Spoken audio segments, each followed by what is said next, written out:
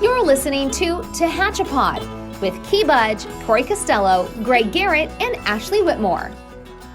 It's Tehachapi time, Key Budge today. And in-house, we've got the Tehachapi Amateur Radio Association. We've got three gentlemen here. Dan Mason. Dan, welcome. Thank you, Key. Glad to be here. And Ray, is it Gretline? Gretline. Welcome. Thank you very much. And off in the distance, taking photographs away from the microphone, is Micah Barton. Micah, welcome from a distance. All right, guys. Thank you for coming in. Mike has reached out to me in the past several weeks, and we said we wanted to get you guys on.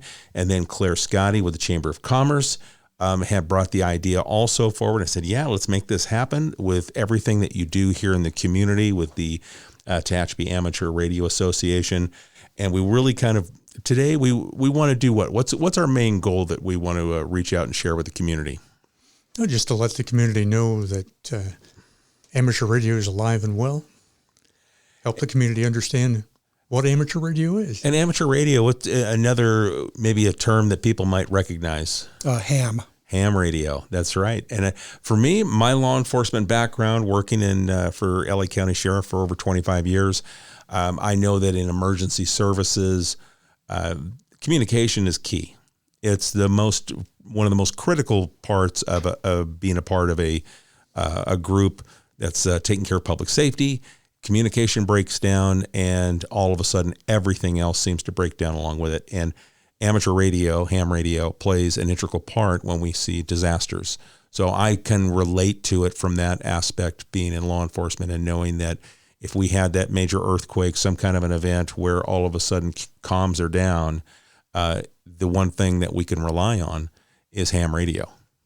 It's very true. We've got quite a few examples of amateur radio being an augmentation to comm in, like the fire up in... Latest one, Trotter Fire in Bear Valley Springs. Mm-hmm. We helped the Tehachapi PD increase their communications agility. The chief was very happy with it. We had one crew member of our team with him, and then a couple others spread out. And the chief remarked to that, his cell phone's just blowing up, unable to really do good communications, and a lot of his critical messages were spread with the radio. And meanwhile, the rest of his team could use the cell phones in other ways. And there's so many blind spots when you get out into the mountains where your communications are blocked just because of the topography. Mm-hmm. And you can't Correct. get a signal in because it's blind. It's, you've got no signal. And I think people on cell phones can relate to that. You hit those spots where you're not hitting a tower. But here with ham radio, that's a whole different animal. And is that just because of the frequency, the way the audio travels? It's a combination of the frequencies used, and in the ham community here, we have amateur radio repeaters up on the hills that are independent of the grid. They're not connected to commercial power and such. So we can supplement that footprint, and they're also interconnected with other repeaters so that we can get out of the area and communicate much further than our individual handheld device would normally let you do. When you mention much further, let's share with the audience. When we say much further, how much further are we talking? Around the world, and even to space and back. It's amazing. It really is. So what we have is several types of equipment and techniques that no matter what thing we need to make work, we got skill and experience. We try to keep up proficiency to solve the communication equation no matter what comes. Yeah, it's amazing. I heard recently, you might get a chance to talk to an astronaut, and that's thanks exactly. to, because of this technology. And this technology is fairly new, right? It's been around a long time. It's been around about 100 years plus. And I think that's, where I tease on that is that it's one of these things that a lot of people aren't aware of. That's right. And I think that's what we're trying to do, is bring light to amateur radio, and the fact that it has been around a long time, and it is one of the most steady forms of communication. It's almost bulletproof, if you will. Well, we've got enough ways to get around the holes that the bullets put in it. So. Right. So let's talk about our association here. So Tehachapi Amateur Radio Association. Give us a little bit about the background of the group. So, in its current form, Tehachapi Amateur Radio Association, we are a 501c3 charitable organization with the goal of raising amateur radio awareness, because it's still relevant, and emergency and disaster preparedness. Like you alluded to earlier, it comes up all the time, whether it's topography limitations or infrastructure burning down or earthquaking down, so to speak. We can give you a lot of examples of stuff that happens in California. We have a lot of fires here, and it's brought down many cell towers. And so we're trying to make people aware that they got a tool available to them, and whether they hang out with us or be on the team to support our police and fire and Red Cross, or not, just hang out and wait for the time they need it. It's available to them, and we can help them.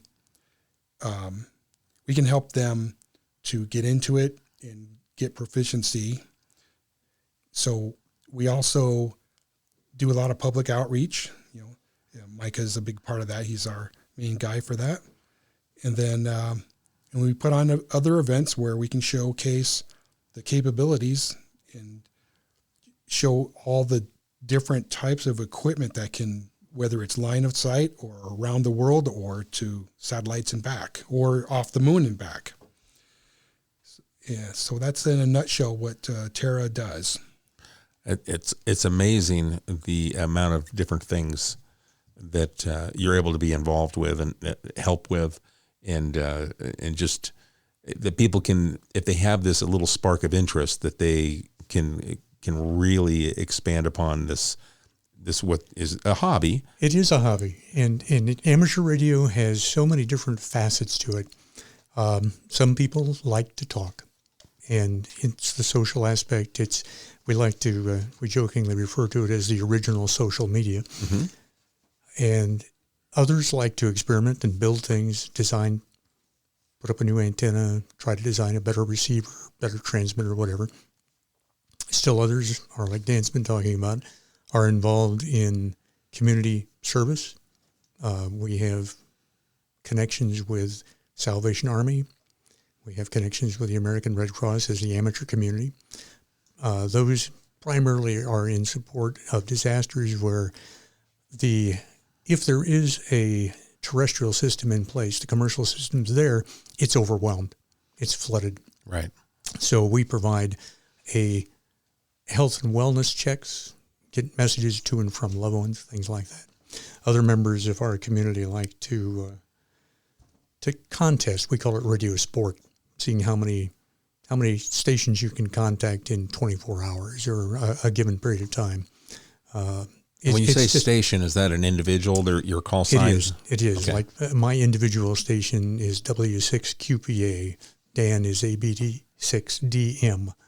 So those are, when you go to a ham event, you'll find that most people have their first name and their call sign. Okay. That becomes our last name practically. Okay. Now, when you're out trying to reach other stations, mm-hmm. Can you reach multiple people at the same time, where it's just you're tuning in with a frequency, and then you could pick up various parts of the world? Absolutely. Our frequencies are shared. There's no dedicated space. We have slices of what's called the RF spectrum, where we have rights to operate. Those same slices are allocated to amateurs around the world. So when I come up on the air, I may issue a request to talk to someone. It's called a CQ. Think of it as seeking you, someone to talk to. And I've had contacts with people in the next state. I've had contacts with people in New Zealand. That's my favorite, my lowest power, what we call miles per watt, was into New Zealand. So that's amazing. It really is. And was that here in Tehachapi? That was from Bakersfield. Okay. I lived down in the flatlands, but... Now, is there a difference between living in the flatlands and living here at elevation? Absolutely. The elevation, it can be both a friend and a foe. If you're in a high point and have a clear view to the horizon, it's magnificent. Great coverage with your signal. If you happen to be in the mountains and you're in a canyon, you get restricted access. Then it becomes much more dependent on the frequency you're using and how much power, antenna design and such. And other techniques. We have ways of getting in and out of canyons too. Oh, yeah. Techniques that were developed by the military, and we use them as well. But the radio sport, as Ray mentioned, where you just go out for 24 hours and try to reach as many people as possible, is a great exercise for those times when the police or whoever need you for 24 hours to move as many messages as you can.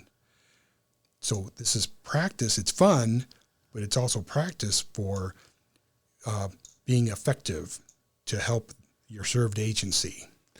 And you guys do training days. I mean, at least yes. I know I'm familiar with Field Day, which when I asked you earlier, you guys took place the end of June. Mm-hmm. It's usually it's always the last full weekend of June. Okay. And then so that is a big event, and so that's a global event. Absolutely. Well, it's nationwide. Nationwide, okay.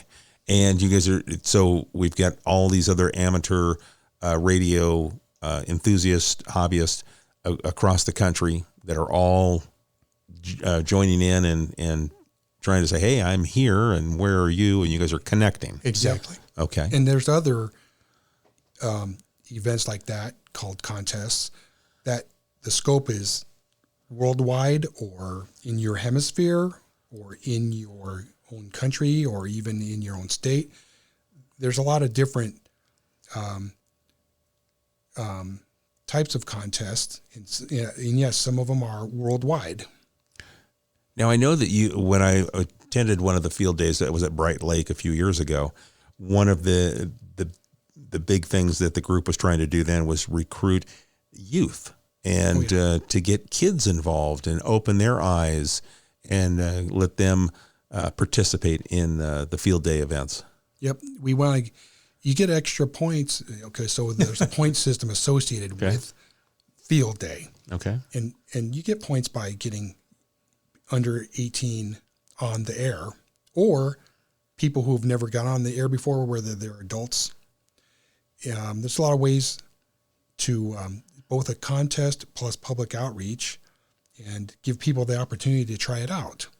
And sometimes people become interested in it.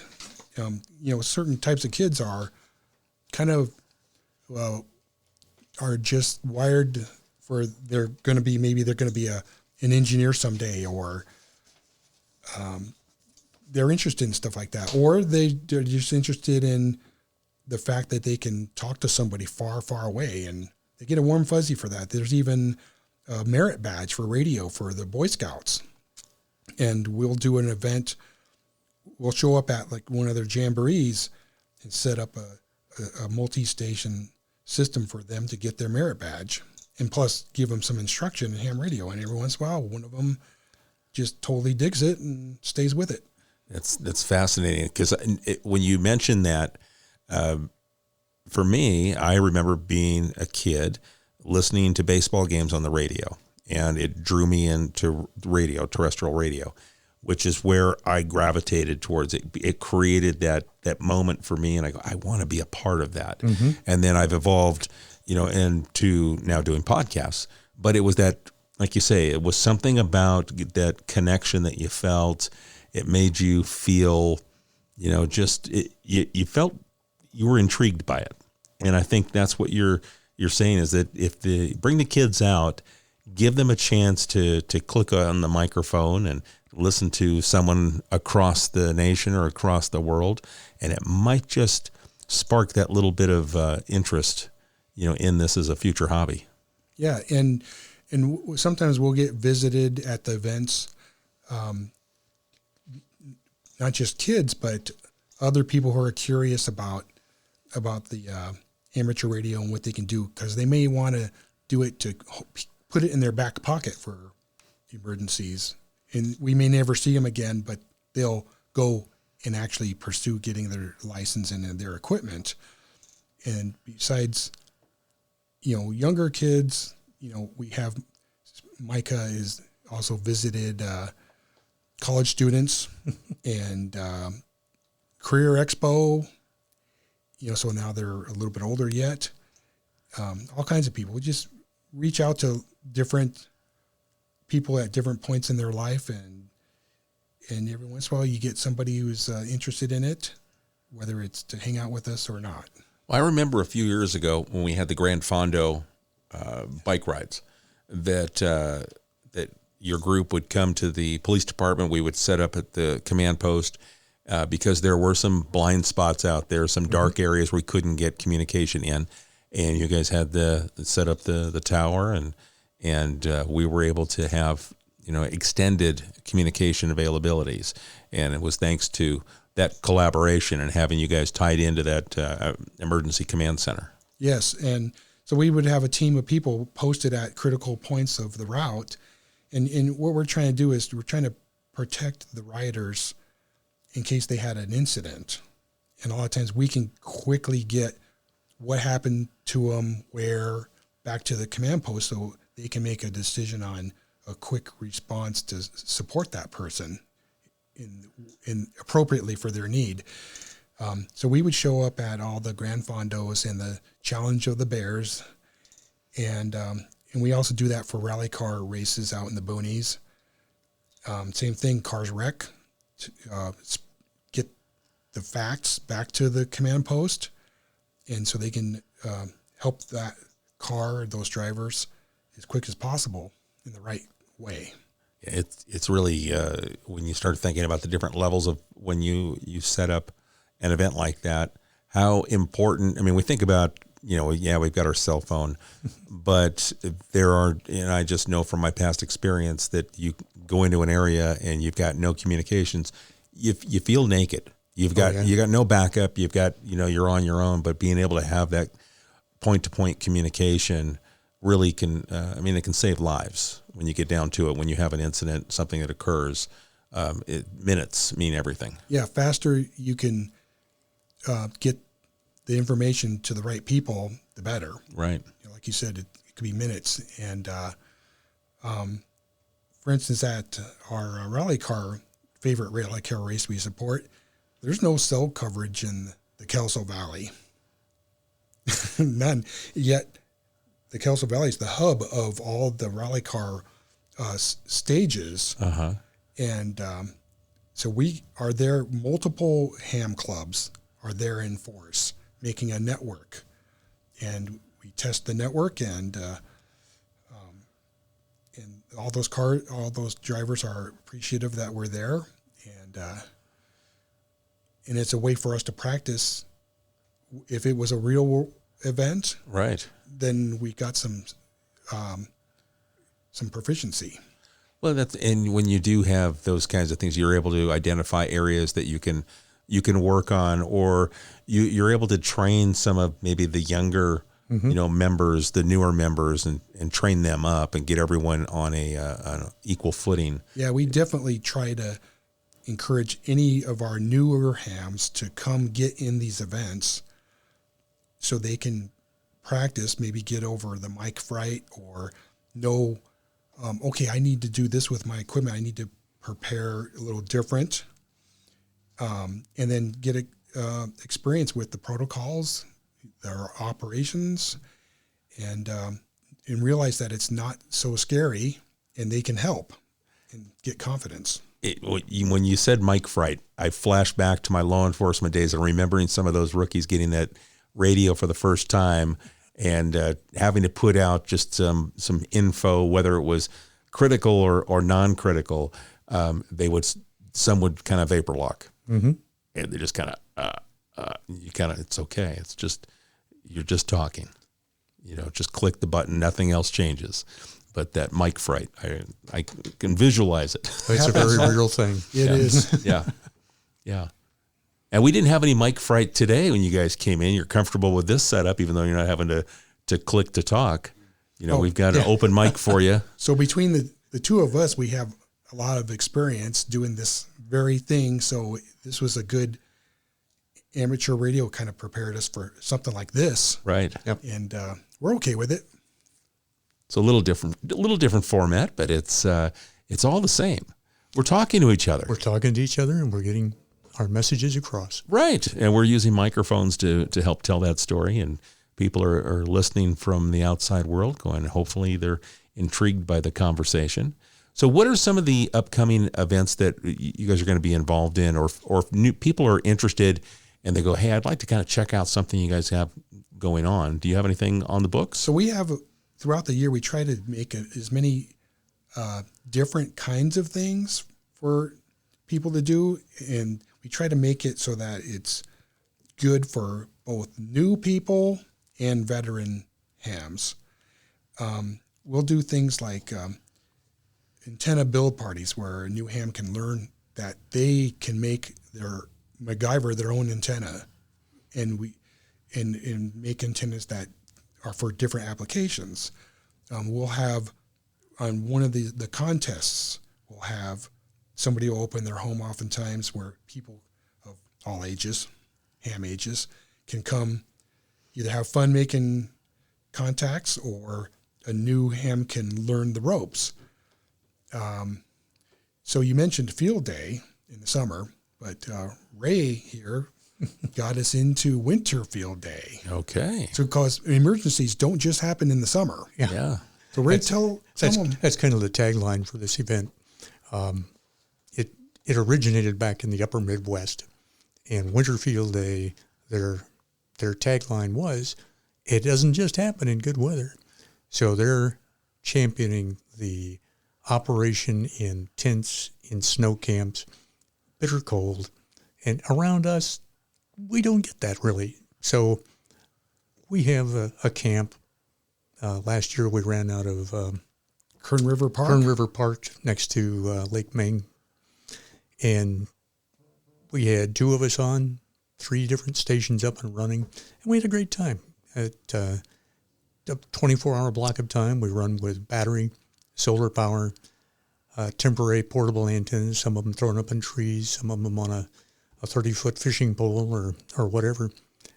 Just, once again, see how many contacts we can make, who can we talk to. Well, when is the Winter Field Day coming? I knew that question was going to come up. I'm not prepared for it. Hang on a second. You can't tease it without sharing all that information. Yes, it's January. Okay, it is in January. I'm just trying to find the Are we going to stay down in the flatland where the weather is safe, or are we going to come up here to the mountains in elevation where you might feel some cold weather? At some point, we need to push our capability a little bit, make it more challenging. It was a great start. Sure. A great place to camp, but we're talking about when do we amp it up now. I live up in the ice and snow all the time. Okay. Because I'm up on a ridge. Okay. So I have that benefit of altitude, and I can reach a lot of places. But also got a lot of snow and ice. Yeah. Now, it was a treat going down from my house, which was buried in snow during Winter Field Day, to meet Ray at Kern River Park. Shorts and T-shirt weather and down wearing there. a T-shirt. for him. I was bundled up, but he was. Winter Field Day for 2024 will be January 27th and 28th. Okay. And we'll publish on our, I suppose we ought to mention that we have a Social website, Facebook, and so forth. We'll be publishing where we'll be operating for that. Okay, So perfect. If anybody wants to drop in, take a look, see what that looks like. We'd love to have the visitors. Sounds good. And last year we did get a few visitors at Winter Field Day. So Summer Field Day, we always get a bunch. And we even encourage the law enforcement, the fire department. We've been on TV more than once, and in the newspaper more than once. Winter Field Day, we got a great taste. The club is getting hungrier.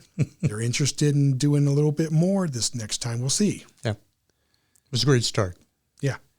All right. So now, what about involvements with CERT, the Community Emergency Response Team? I work with David Shaw, yes. who's the regional coordinator here in the Tehachapi Valley. Yeah, David works with us on a lot of these events.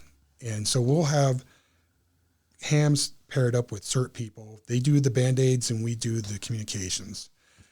It's a great combo. And here again, it's all part of supporting the people in the event, the bike riders, the car racers, or whomever it is, or if it's responding to an incident like a fire or an earthquake. Mm-hmm. So CERT is closely related to us, and so we have a little bit of cross-pollination of membership, which helps CERT. They're not radio-oriented. Right. That much, though they do have a part of their program involves radios, but it's just a little harder for them to stay proficient because they're, trying to make sure that they are there for, triage and right, helping to get a victim to that next stage when the emergency responders show up. Right. They're there to assist. I mean, check on their neighbors. And it's when those emergency situations go down, there are less emergency first responders available because there's so much greater need. Sure. So that's when CERT steps up and check on your neighbor.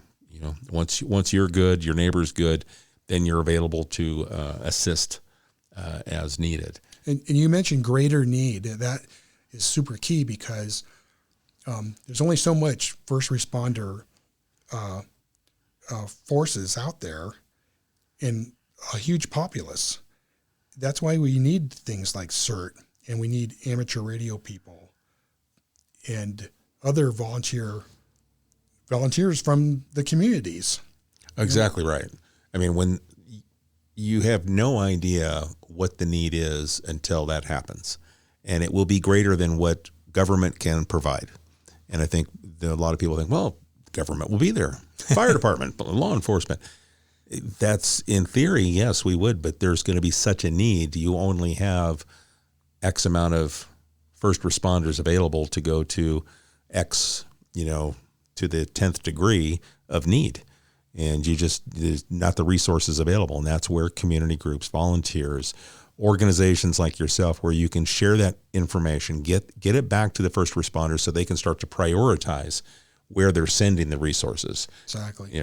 So there's a lot of collaboration between first responders, government organizations, and groups like yourselves. And there's a lot of benefit in the lower level of need. Once you've triaged and you've got all of your first responders taking care of the critical, there are still families and loved ones outside of the area impacted that want to know that their family's okay. Right. And we are very adept at providing those health and wellness messages so we can get that out independent of commercial medias and so forth. Absolutely.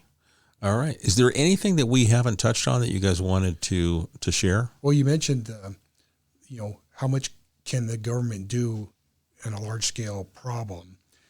And so FEMA knows this, and our efforts actually flow up to them, and they know we're doing this, and they advocate that we do.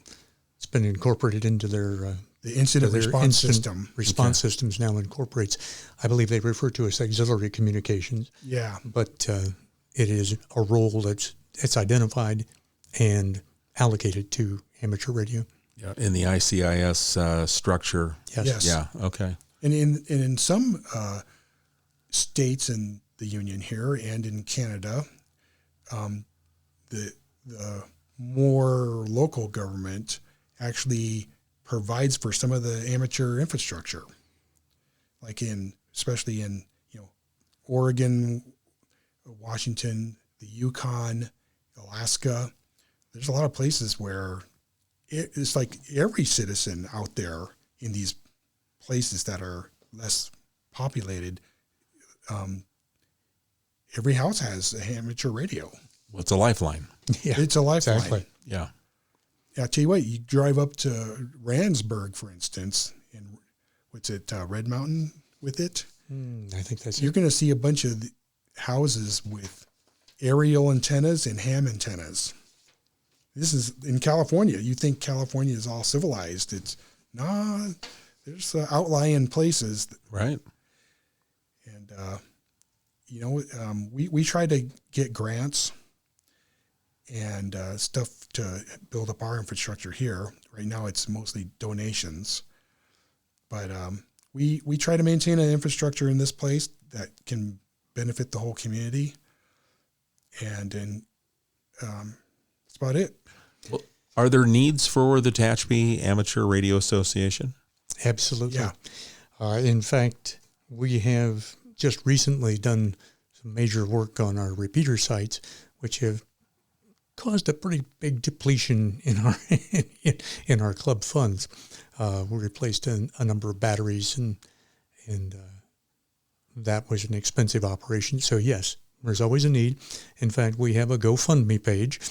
I won't give the number because it's just It's too pretty long. long. Yeah, it's ugly. But if But anybody they can is find interested, resource to it from your social media Absolutely. and the website. Okay. Speaking of that, our website is ac6ee.org, and our Facebook, you can find us by searching on Tehachapi Amateur or Tehachapi Ham, and we'll come up there. We're also on Instagram as Tehachapi Amateur, I think it is, right? Yeah, okay. Anybody would like more information, that's a great place to start. We have our meeting schedules posted there. And what's a good age for a youngster to get involved, do you think? What do you see where they get that spark and they go, It's different for everybody. okay. Are we talking like under 10, or are we talking 10 and over, or 12 and over? I would think 10's a great spot. That's Okay. where I got introduced to it. Okay. My uncle came to visit, and he brought a little radio, and it was like, Yeah. and one of the younger hams licensed was in their early teens. I believe, Micah? 6-year-old. Wow. Youngest around. But certainly most kids become interested in other things outside of their homes and in sports and hobbies and such in their 8, 9, 10, around in there. So to get licensed, what's that process like? That is one great way to, one great resource to learn about that is at the ARRL, American Radio Relay League website, arrl.org. .org, yes. And they show you all the things you need to do to get licensed. Now, here in Tehachapi, we have a section on our website about it. And we here put on the required license examination that you would take in order to get your FCC license. So you register with the FCC to get a FRN. It's lost on me on what that means, but you get an FRN, and that applies to both commercial and amateur people. With that, that's how you do business with the FCC. And then with that, you'll take your license exam, and your FRN will be on the paperwork. You pass the exam, and a little bit of cash, $35 now. $35. It used to be cheaper. Yep. And That's for a 10-year license. Okay. yeah, you can renew it. And on the ARRL, you can find registered exam sessions, it's called VE sessions, in your area or in a radius and at any time of the year. Find out where they're happening. We do ours at the Salvation Army here in town every other month. In Bakersfield, they do theirs the opposite months. And you show up and take your test with us. If anybody needs any help, you can reach out to us on our social media. But ARRL.org and AC6EE.org, you can find out how to get your license. And then once you do that, does the FCC assign your call sign? Yes, they do. Okay. You'll get your amateur radio station call, and there are opportunities to change that later on. You can go for what they call vanity calls and such. And Okay. even when you pass your test and send in your initial paperwork, you can request certain call signs based on precedents. Like this was my deceased uncle's call sign or my dad's call sign, and it's not being used yet. They're going to give it to you probably. If it's not being used, they'll give you a legacy. Oh, you gotta like that. Mm-hmm. Yeah, it's very handy. That's cool. Okay. All right, guys. Anything we haven't touched on that you want to share? I think that's about it for I me. think that covers it. Just thanks for the opportunity to reach Absolutely. out. Talk Let's to the ask community. Micah. I was gonna- I think you got it. Other than outreach to the community, we're always looking for anyone. We can go to the schools. We can Okay, so Micah's mentioning our public outreach events. You know, he's always coming up with some good places to see us there. Coming up is tonight at the Chamber of Commerce here in Tehachapi. Trail of Treats. Trail of Treats. So you won't hear about this till it's too late, but but we have a lot of things coming up like that. And if you go to our website, ac6ee.org, we have a calendar of events and upcoming events where you can see what we're doing. You know, And we are available to come and make presentations at schools. We've been getting some interest from STEM to interact with some of the teachers and helping them in their physics classes and such like that. It makes total sense. It does.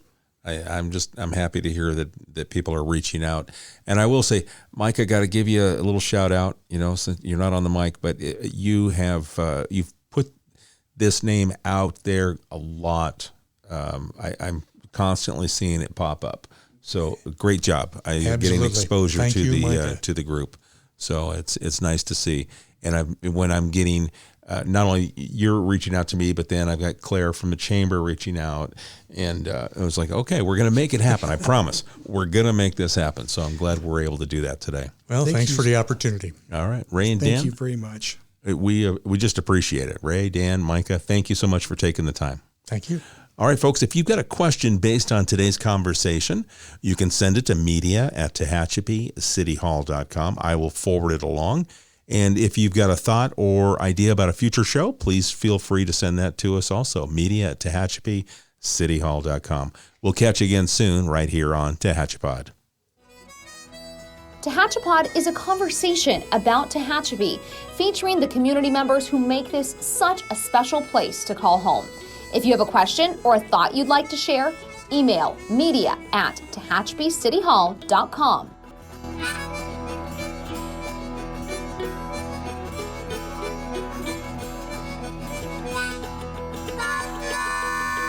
Thank you to Gary Mazzola for sharing his song, This is Tehachapi.